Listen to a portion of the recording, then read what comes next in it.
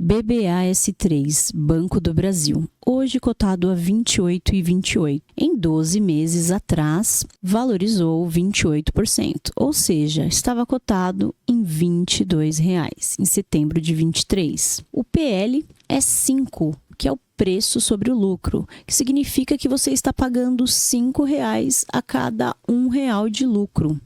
O P sobre VP, que é o preço sobre o valor patrimonial, é 0,91. Quanto o mercado está disposto a pagar pelo patrimônio da empresa? Geralmente abaixo de 1 indica que a empresa está sendo vendida por menos que o seu valor real. O dividend yield é o rendimento recebido através dos proventos e o atual é de 8,72. Outro ponto interessante de analisar é o lucro versus a cotação. Importante acompanhar se a cotação está seguindo o lucro. Por exemplo, em 2015, a cotação não acompanhou, o que significa que estava extremamente barata. Outro detalhe bastante interessante é que o Banco do Brasil é um excelente pagador de dividendos. Geralmente, eles fazem 8 pagamentos por ano. Aqui no site do Investidor 10, você consegue acompanhar todos os pagamentos que foram feitos em 2024 e os pagamentos dos anos anteriores também. Se o investidor tivesse comprado 1.000 ações há um ano atrás, teria um custo de R$ 22,100, considerando que as ações estavam sendo cotadas a R$ 22,10. Os dividendos pagos no ano de 2023 foi de R$ 2,27 por ação. Aqui também no site do Investidor 10 você consegue visualizar quanto que foi pago em real por cada papel. Ou seja, se o investidor tivesse investido os R$ 22.100, ele teria recebido de dividendos R$ 2.270. E de valorização, seria uma diferença de R$ 6.260. E de valorização seria R$ 6.180, ou seja, 40% do valor investido em apenas 12 meses. Lembrando que esse cálculo é apenas para demonstrar o potencial da ação, mas o foco é buy and hold, ou seja, comprar e segurar, acumular ações para a tão sonhada liberdade financeira. Um outro exemplo bem bacana de se analisar, se você tem um imóvel que te gera um aluguel e com essa renda você paga os seus gastos, por que você vai vender se aquela renda também te ajuda? É o mesmo com as ações. A ideia é mantê-las e viver dos pagamentos dos dividendos. E é claro, já que eu comparei com o imóvel, as ações são bem mais líquidas, caso você precise vender, o que não é o foco.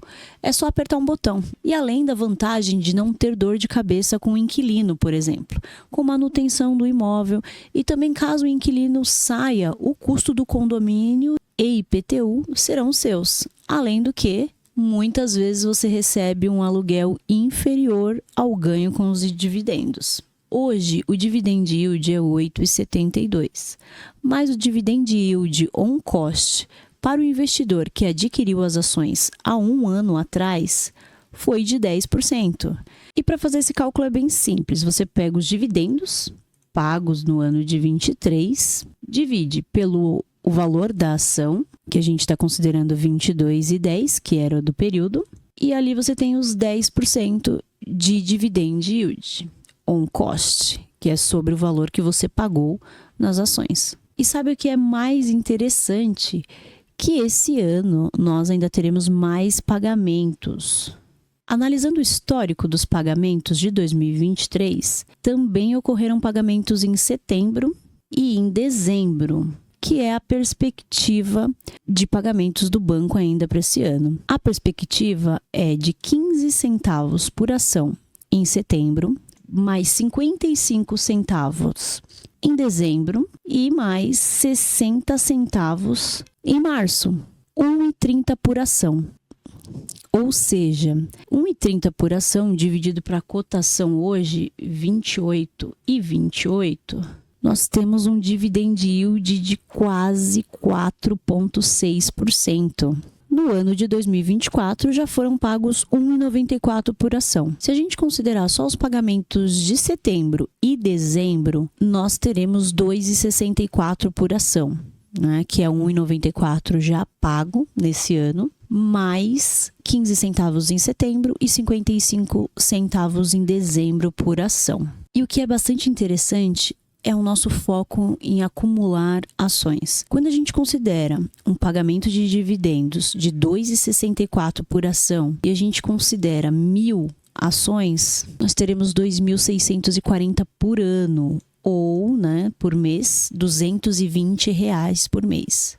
Já dá para pagar uma continha. Quando a gente começa a aumentar o número de ações, por exemplo, 3.000 ações vezes 2,64 já nos dá 7.920. Já começa a ficar bem interessante. E por mês, R$ 660. 5.000 ações por 2,64, 13.200. Já é mais de R$ 1.000 por mês. E se você consegue acumular 10.000 ações, a gente já teria 26.400, ou seja, 2.200 por mês. É um caminho longo. Comece a investir. Pode ser com pouco. Foque em poucas empresas, em negócios lucrativos, como é o caso do Banco do Brasil.